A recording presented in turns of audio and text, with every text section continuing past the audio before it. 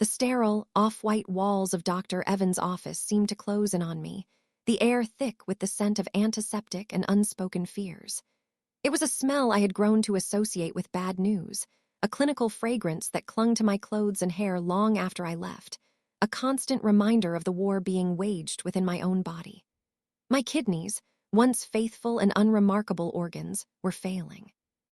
The diagnosis, delivered a year ago, had been a sharp, brutal blow, but the prognosis offered today was the final, soul-crushing twist of the knife: polycystic kidney disease, a genetic thief silently multiplying cysts, squeezing the life out of me one microscopic cell at a time. "Ava, your GFR numbers are critically low," Dr. Evans said, his voice a gentle, somber melody that did little to soften the harshness of his words. He pointed to a chart on his screen, a cascade of red and yellow lines that looked like a seismograph reading of my life's biggest earthquake. "We're at stage 5, end-stage renal disease. The dialysis is helping, but it's a temporary measure. A bridge. You need a transplant."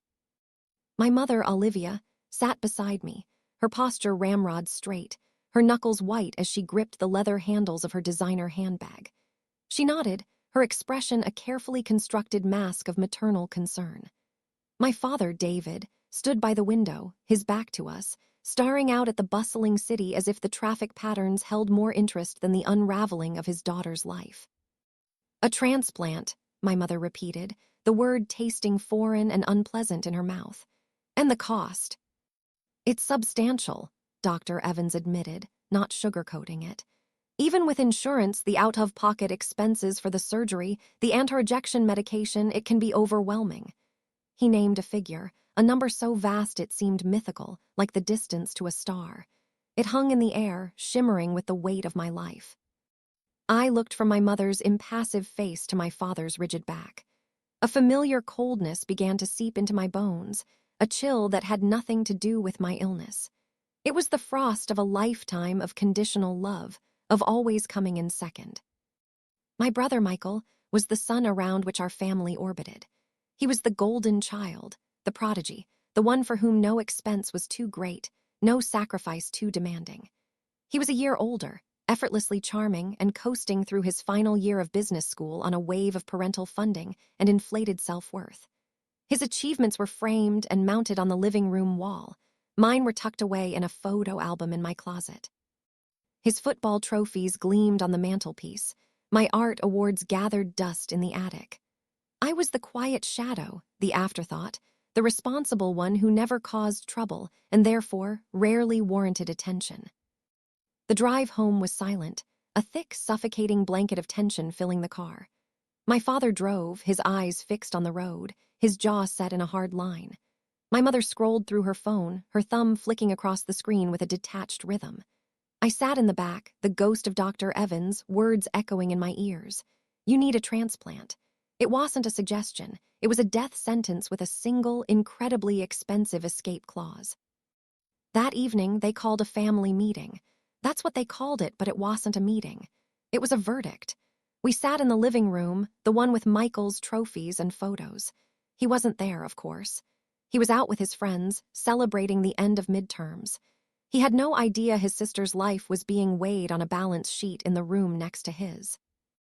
"Ava," my father started, finally turning his full attention to me. His eyes, the same deep brown as mine, were filled with a calculated pity that made my skin crawl. "Your mother and I have been discussing the situation.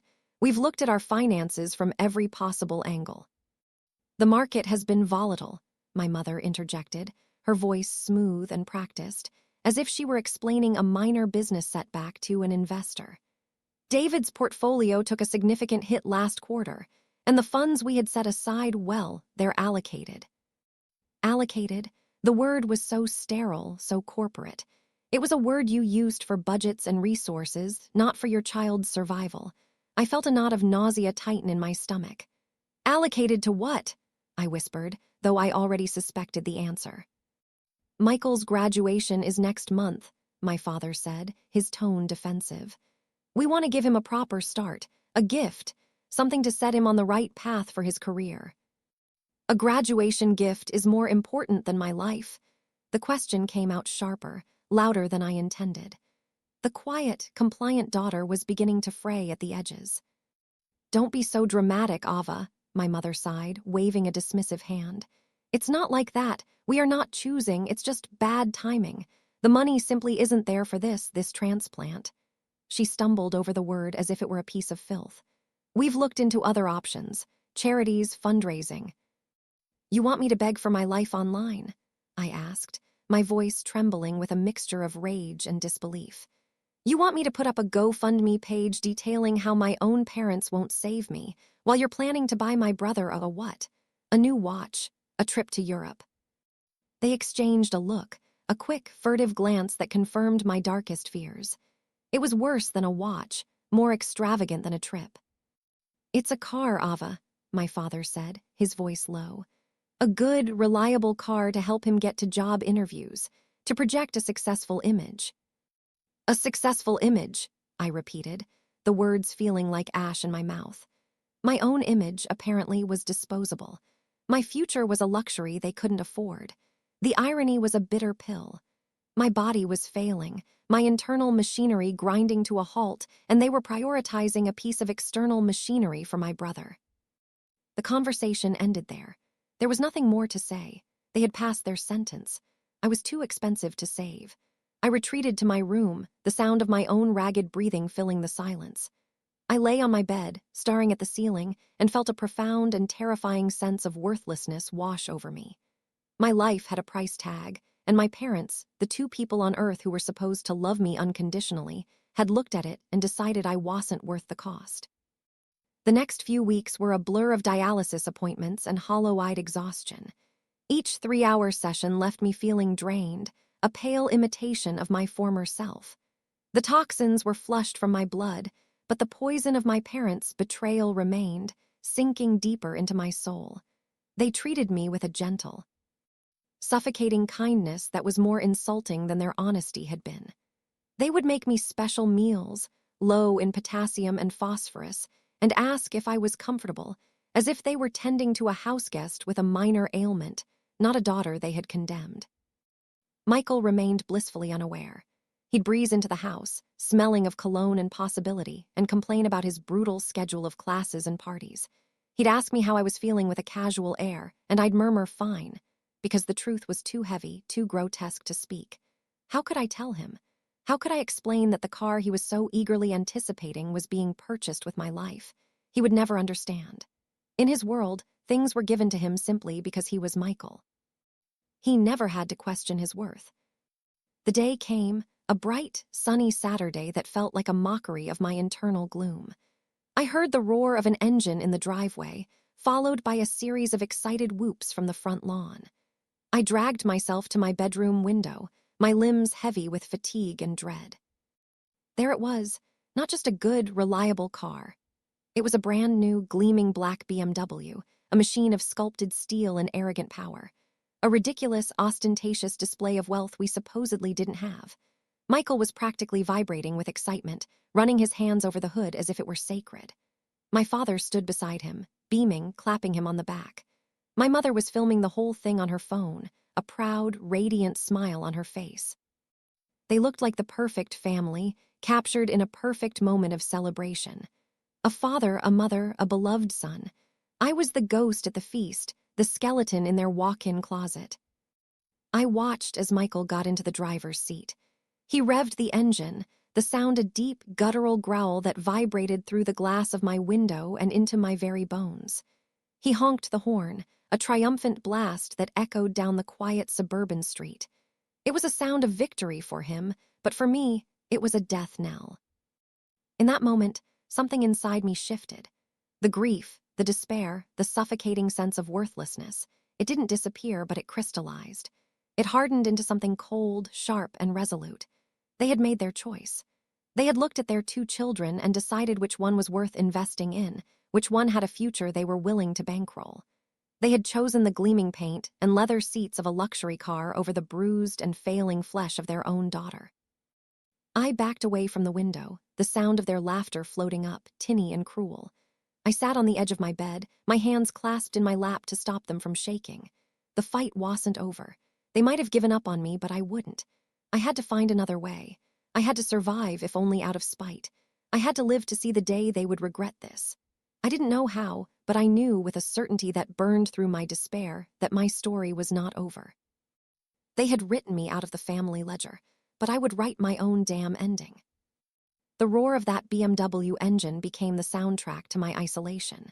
For a week, I existed in a house that no longer felt like a home.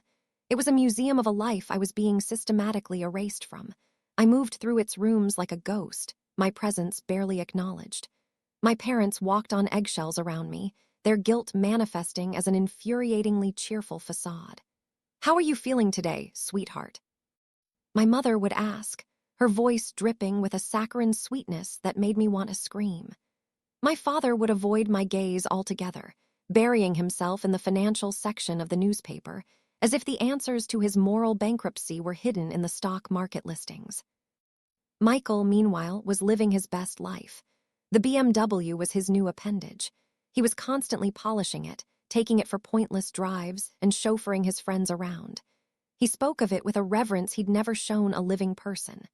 "She handles like a dream," he'd say, and I would feel the bile rise in my throat. He was in love with the four-wheeled tombstone my parents had bought him with my future. I knew I couldn't stay. The house was poisoning me faster than my own kidneys.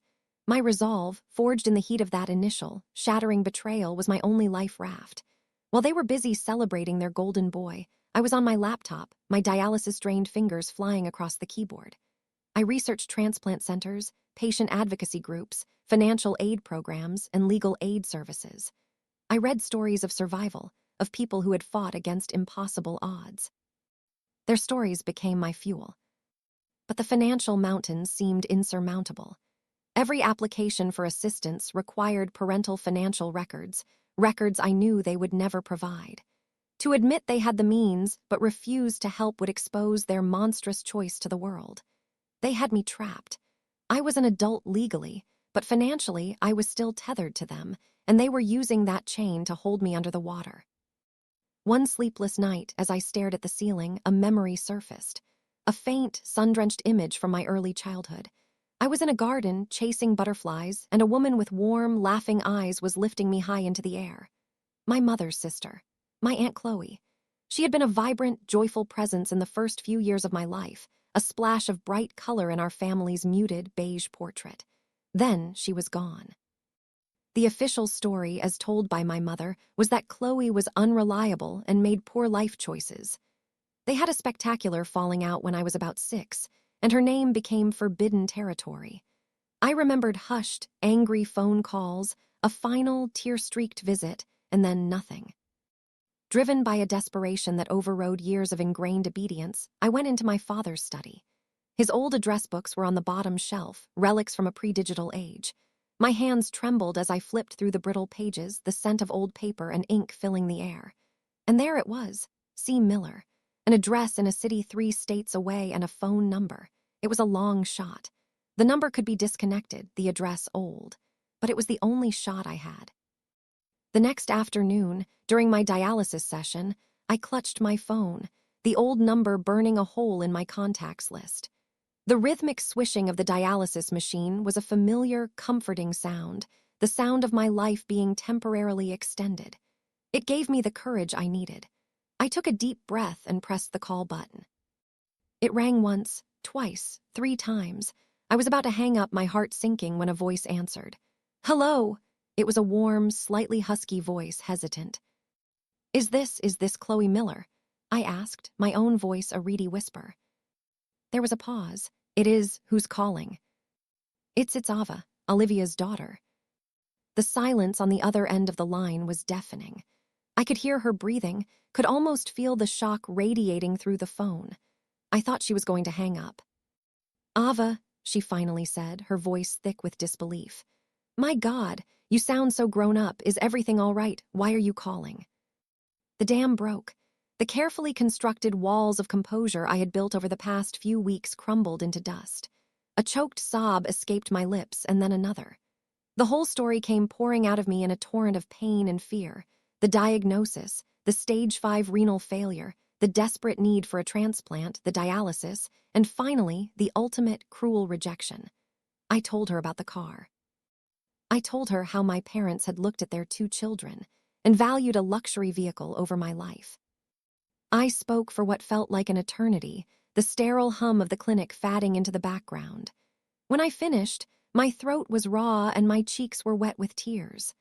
I waited for her response, bracing myself for disbelief, for pity, for the polite dismissal of a distant relative who didn't want to get involved. What I got was a surge of protective fury that was so fierce. It felt like a physical force.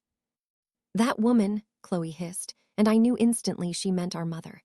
"That cold, calculating, selfish woman, I swear to God, David is just as bad letting her run the whole show. A car?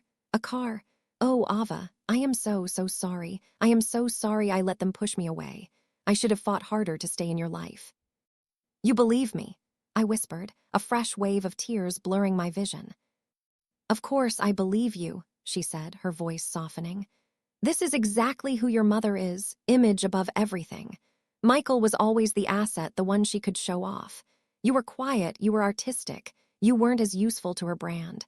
Oh, you poor thing, to be going through this alone." "I am alone," I said, the truth of it hitting me with renewed force. "No," Chloe said firmly. "Not anymore. You are not alone. Listen to me, Ava. You need to get out of that house. It's not safe for you there emotionally or physically. Can you pack a bag, just the essentials? Your medical records, your laptop, clothes." "Where would I go?"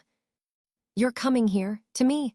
I don't have much. I'm a high school art teacher, but I have a spare room and it's yours for as long as you need it. The university hospital here has one of the best transplant programs in the country. We'll figure this out together.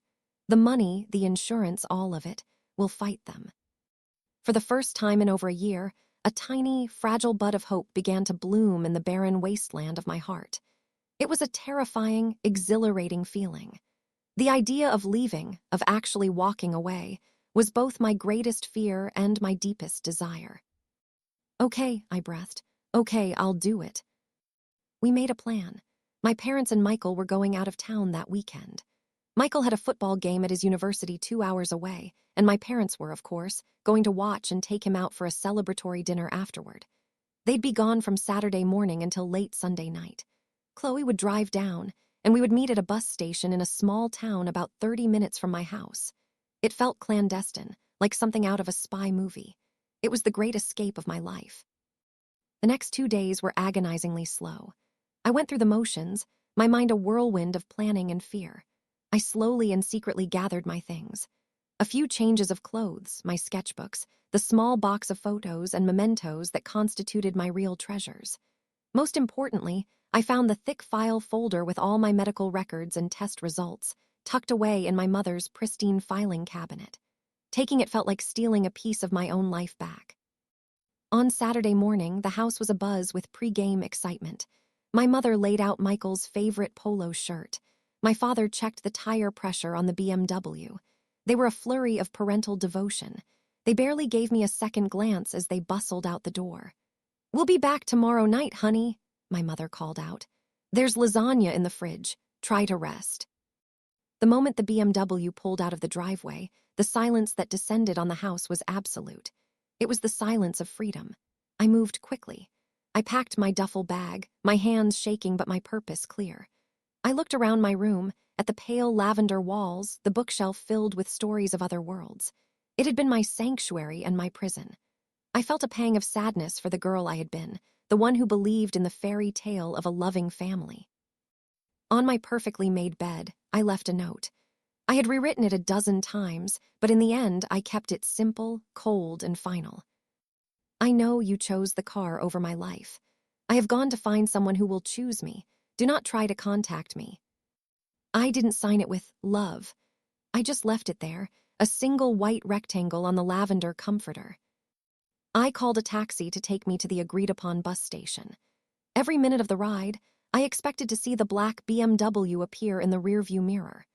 My heart hammered against my ribs, a frantic drumbeat of anxiety and anticipation. But no one came. They were hours away, celebrating the son they valued, oblivious to the fact that the daughter they had discarded was finally setting herself free. The bus station was a small, grimy building that smelled of diesel fumes and desperation. I sat on a hard plastic bench, my duffel bag clutched to my chest. And then, a beat-up but cheerful-looking Subaru pulled into the parking lot. A woman with a familiar, kind face and a wild mane of auburn hair got out, her eyes scanning the area. "Ava," she called out. I stood up and she rushed towards me, wrapping me in a hug that felt like coming home. She was older, with fine lines around her eyes, but they were the same warm, laughing eyes from my memories. She held me at arm's length, her expression a mixture of joy and profound sadness. "Oh, look at you," she murmured, her hand stroking my hair. "You're so thin, let's get you out of here." As we drove away, I didn't look back. The road stretched out before us, a ribbon of asphalt leading to an unknown future. The sun was setting, painting the sky in fiery strokes of orange and purple. For the first time in a very long time, I felt like I was driving towards the sunrise, not away from it. The battle for my life was far from over, but now I had an ally. I had a champion. And for the first time, I truly believed I might just win. Chloe's apartment was a chaotic, wonderful explosion of life. It was a small 2-bedroom space above a flower shop, and it smelled of turpentine, blooming hyacinths, and freshly brewed coffee. Canvases in various stages of completion were stacked against every wall, their vibrant colors a stark contrast to the muted, sterile tones of my parents' house. Books overflowed from shelves, plants trailed from macrame hangers, and a fat, ginger cat named Jasper regarded my arrival with a look of mild, regal indifference before deciding I was worthy of a headbutt. It was a home, not a house. It was a place where life was lived, not just displayed. "It's not much, but it's ours," Chloe said, dropping my duffel bag in the spare room. The room was simple, with a comfortable-looking bed, a desk, and a window that looked out onto a canopy of oak trees. On the wall was a framed photo I'd never seen before, a much younger Chloe and my mother, arms slung around each other, laughing into the camera. They looked happy, carefree. It was like looking at a woman I didn't know. "It's perfect," I said, and my voice was thick with an emotion I couldn't name. It was relief, so profound and so overwhelming it felt like I could finally exhale after a lifetime of holding my breath. The first few days were a period of gentle acclimation. Chloe didn't push me to talk. Instead, she mothered me in a way I'd never experienced.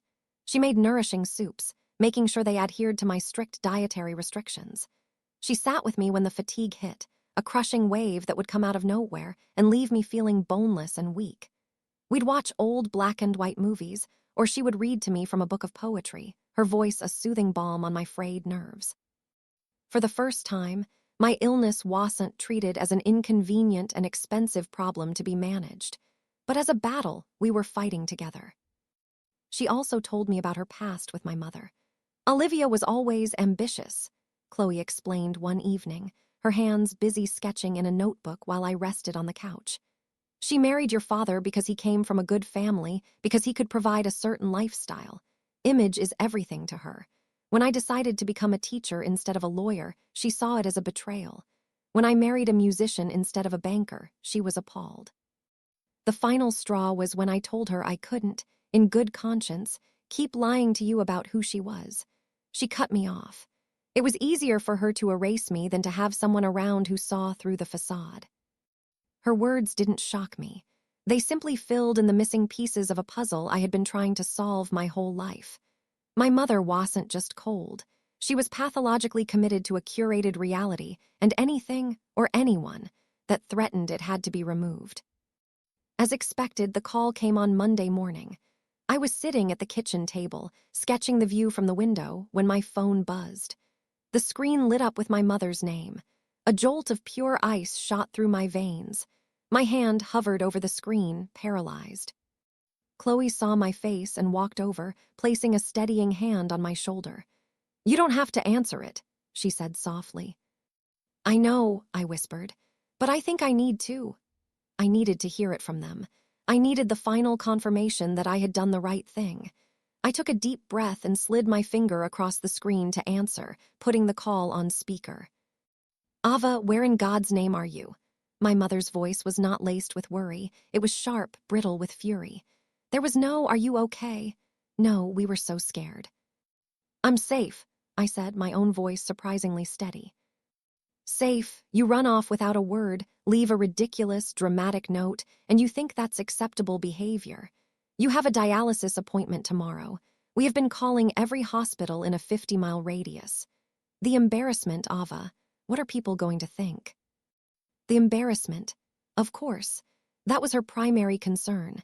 Not my health, not my whereabouts, but the potential damage to her reputation. I left the note so you wouldn't worry, I said, the lie tasting like acid. I'm with Aunt Chloe. There was a sharp intake of breath on the other end, followed by a muffled sound as she covered the phone. I could hear her hissing at my father in the background. It's Chloe. She's with Chloe. That manipulative bitch has gotten her claws into her. My father's voice came on the line, attempting a tone of paternal authority that rang utterly false. Ava, listen to me. This has gone on long enough. Your aunt has poisoned your mind against us. We are your parents. We are trying to do what's best for you. What's best for me? I asked, a bubble of incredulous laughter escaping my lips. You refused to pay for a transplant that I need to live. You bought Michael a BMW instead. How, in any version of reality, is that what's best for me? You don't understand our finances, he blustered. It's a complex situation. We were looking at other options for you. No, you weren't, I said, the cold, hard certainty of it chilling my own words. You were waiting for me to quietly fade away so I wouldn't be a financial burden or a social embarrassment anymore. You chose a car over my life. Just admit it. That is a cruel and unfair accusation, my mother shrieked, grabbing the phone back. After everything we've done for you, we gave you a home, we fed you, we clothed you. You provided the bare minimum required by law, I shot back, Chloe's hand squeezing my shoulder, lending me strength. You think that earns you the right to let me die? You don't get a medal for feeding your own child. That's the baseline. The real test of love is sacrifice, and when you were tested, you failed. You failed me. The line went silent for a moment.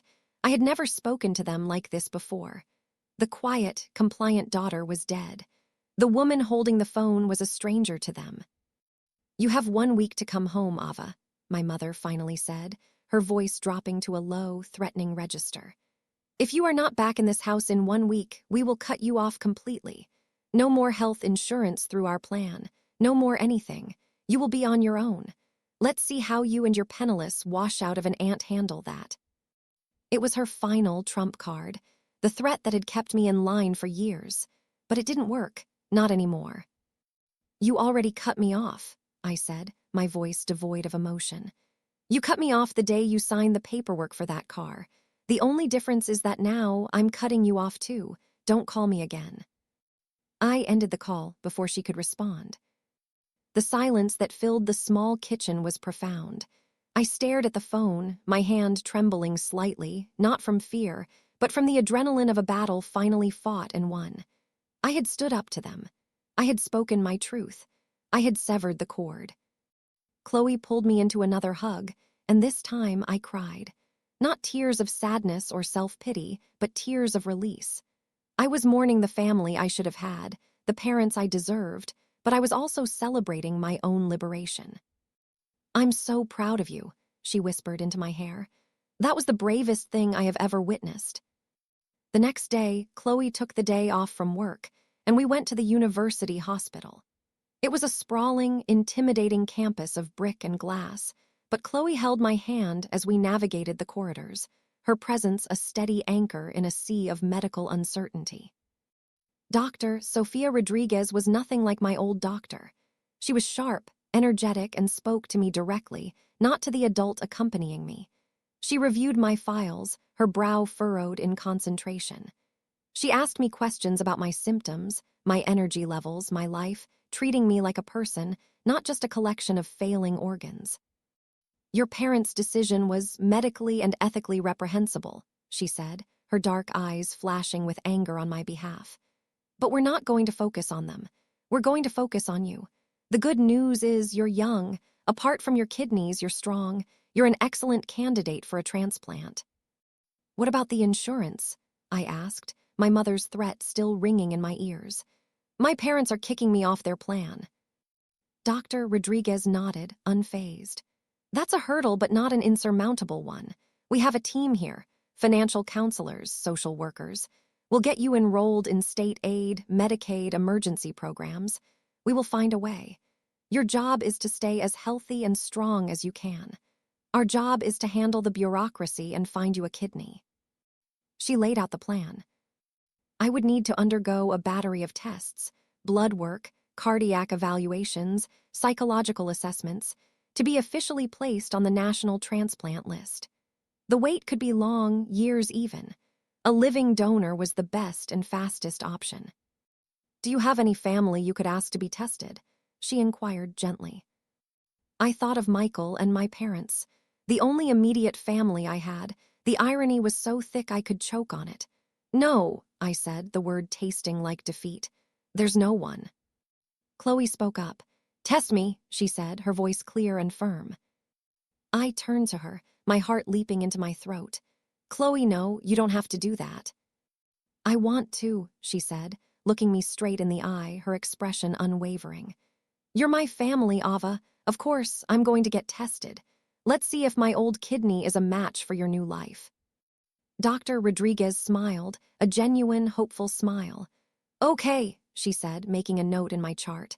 Let's start there. We left the hospital that afternoon under a sky the color of steel. A light rain was beginning to fall, but I barely felt it. My mother's threat, which had seemed so catastrophic just 24 hours earlier, now felt like the empty tantrum of a powerless tyrant. They had taken my financial safety net, but they couldn't take this. They couldn't take Chloe's fierce loyalty. They couldn't take the quiet determination I was discovering in myself. They couldn't take the hope that a team of strangers in this new city was already fighting for me. The path ahead was still terrifyingly uncertain.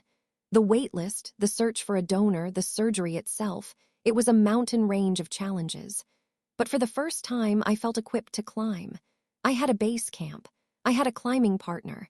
And I was no longer looking back at the valley of ashes I had left behind. I was looking up at the summit.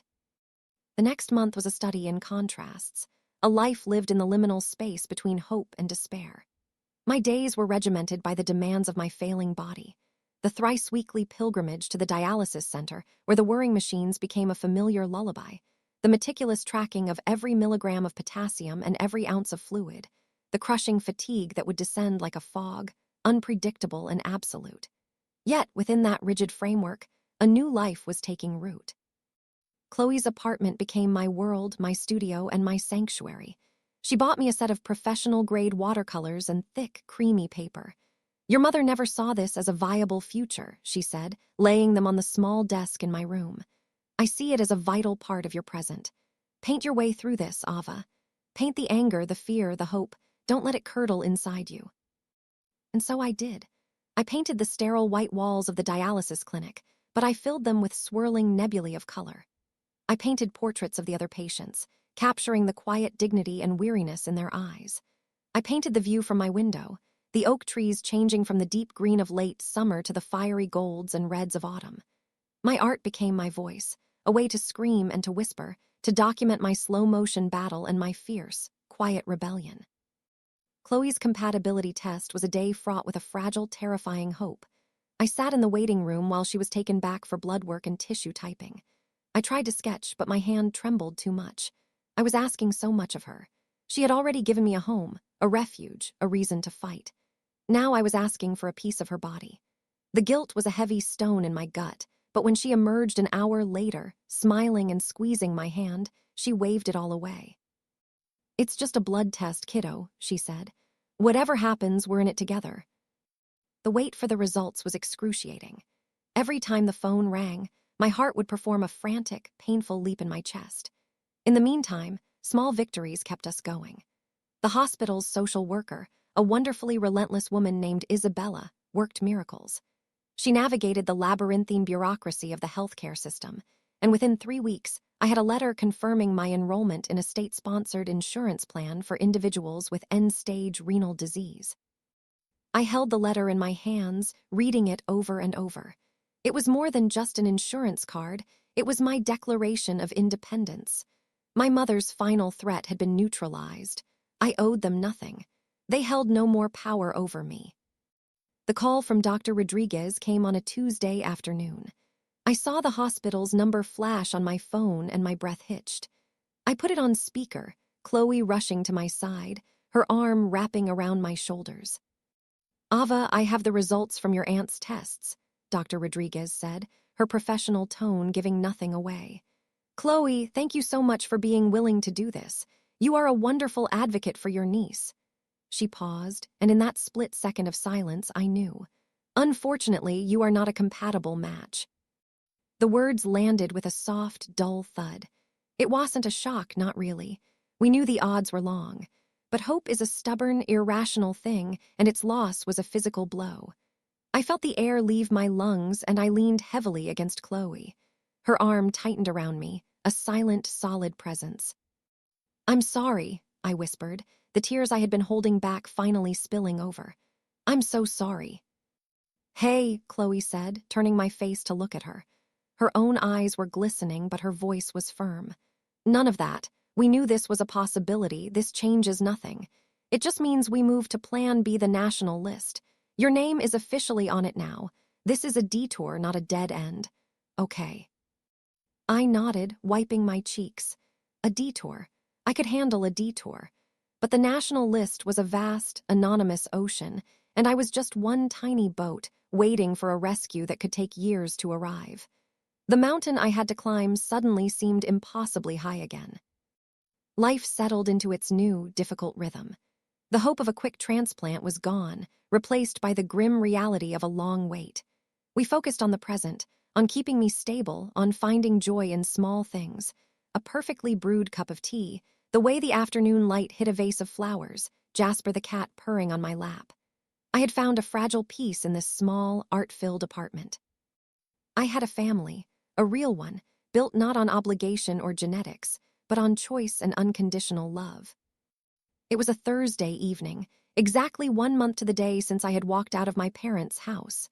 A cold rain lashed against the window panes.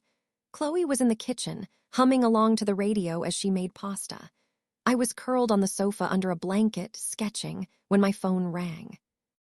It was an unknown number. I almost ignored it, but something made me answer. "Hello." "Ava." The voice was a ragged, strangled sound I barely recognized. It was my father. He sounded like a man who had been shattered into a million pieces. "Dad." I sat bolt upright, my blood turning to ice. My first thought was that something had happened to my mother. "Ava, thank God. We didn't know who else to call." He was sobbing, great, gulping sounds that tore through the phone line. I had never heard my father cry before, not once in my entire life. "What is it? What happened?" Chloe had turned off the radio, her eyes wide with alarm. "It's Michael," he choked out. "There was an accident. The car, he lost control on the highway. It was raining." My heart stopped. The BMW. The gleaming black symbol of my own death sentence had become the instrument of my brother's. The irony was so grotesque, so hideously perfect, it felt like a plot point in a Greek tragedy. Is he okay?" I asked, my voice a hollow whisper. "No," my father wept. Oh God, Ava, he's alive, but it's bad. Internal bleeding, broken bones, and his kidneys. The impact, it destroyed them both. He's in complete renal failure." I sank back into the sofa cushions, my head reeling. The words were surreal, impossible. Complete renal failure. The very words that had defined my life for the past year were now being applied to my golden child brother. "He's on emergency dialysis, but the doctors say it's not enough. His body is in too much shock. They said he needs a transplant, immediately, or he won't make it through the week." I was silent, unable to process the sheer, cosmic cruelty of it all. Chloe knelt in front of me, her face a mask of shock and disbelief. My father's voice was a desperate, pathetic plea.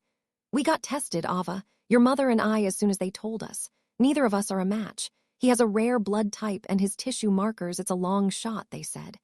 He took a shuddering breath, the sound wet and broken. "But in our desperation, we asked them to check the family records, to see if there were any other potential matches, and your name came up." He paused, and I knew what was coming next. I felt it in the deepest, most wounded part of my soul. The universe, with its dark and twisted sense of humor, was about to deliver the punchline. "Ava," my father begged, his voice cracking completely. "You're a match. The doctors said you're a perfect match. The only one they can find. Please, you have to come home, you have to get tested, you have to save your brother's life. Please, Ava, he's all we have." The silence that followed my father's desperate plea was not empty.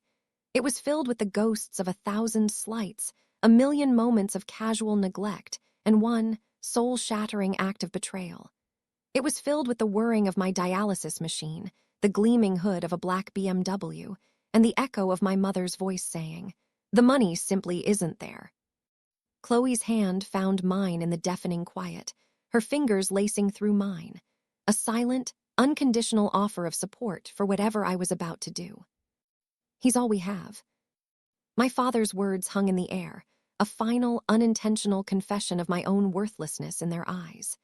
Even now, in their moment of ultimate desperation, with my brother's life hanging by a thread, they could not see me. I was not their daughter. I was a potential organ donor, a biological solution to their problem. My own life, my own battle, the very illness that they had refused to acknowledge or treat, was now the only thing that could save the son they had always chosen over me.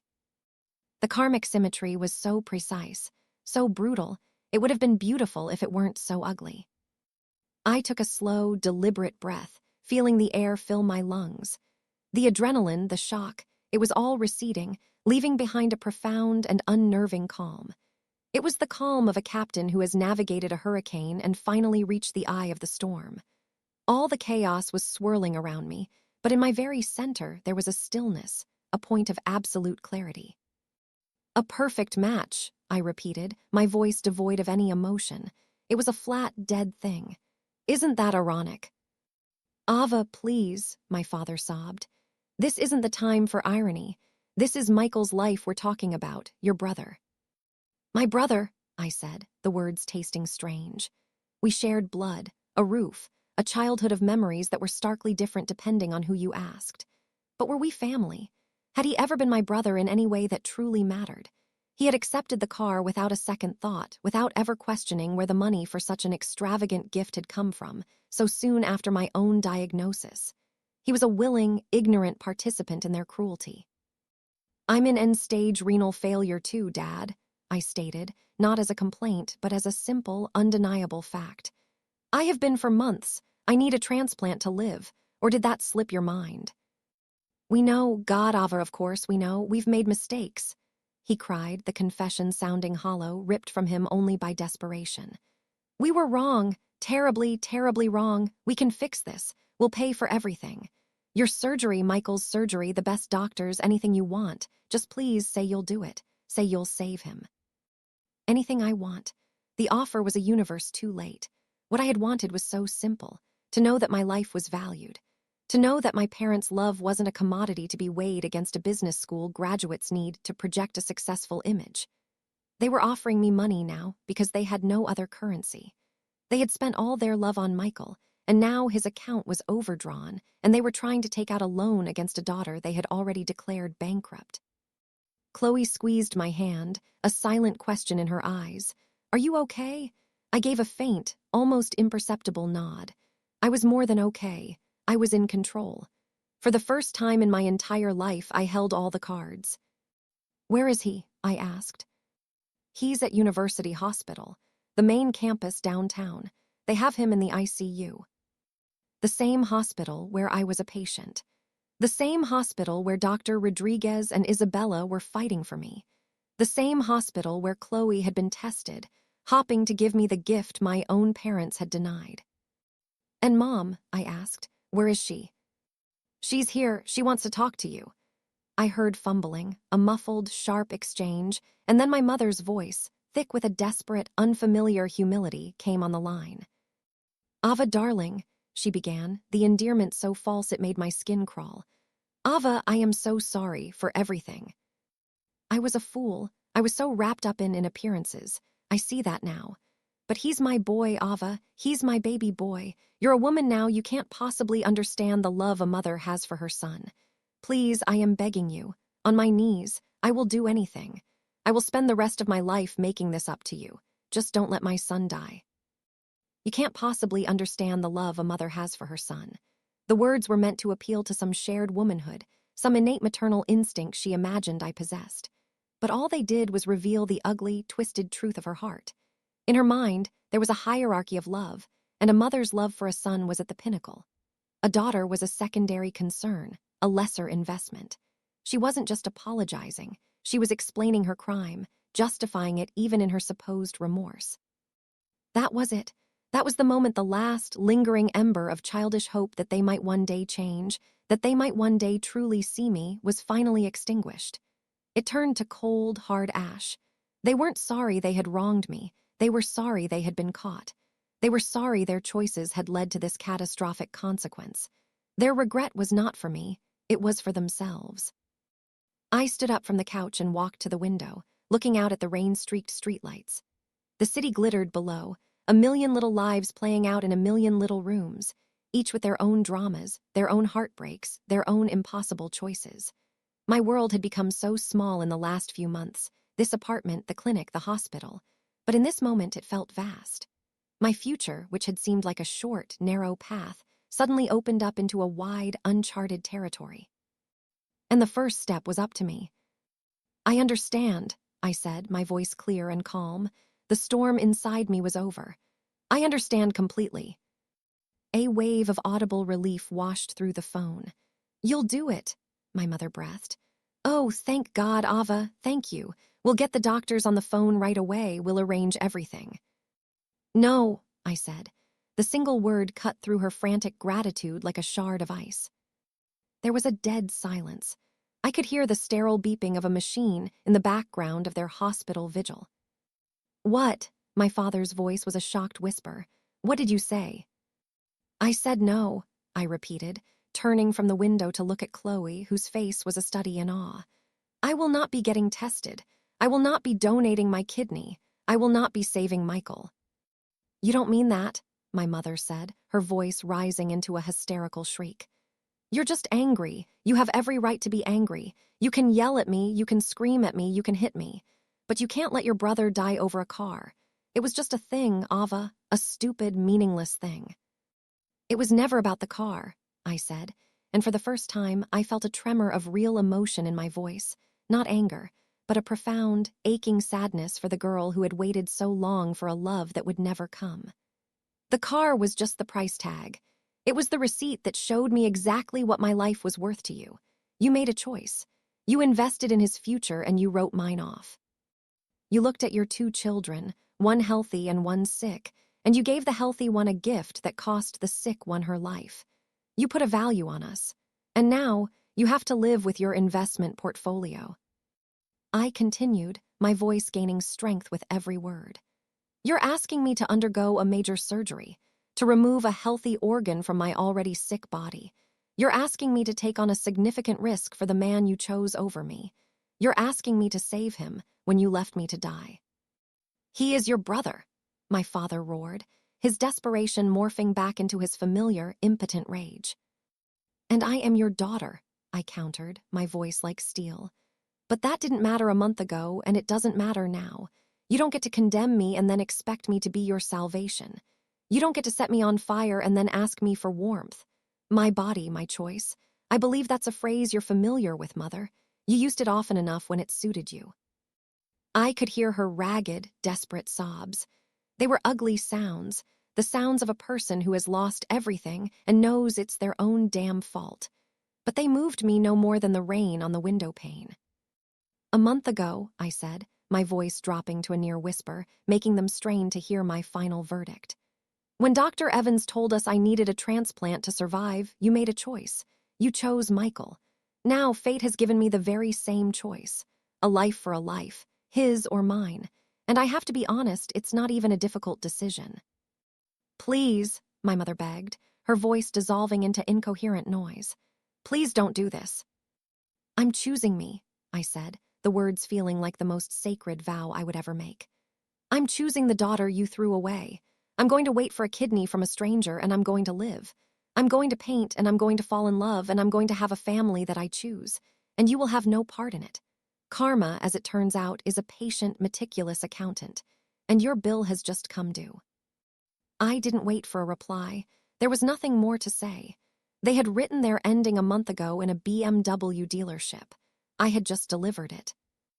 I pressed the red icon on the screen, ending the call, and in doing so, ended the chapter of my life that had been defined by them. I blocked their numbers, one after the other.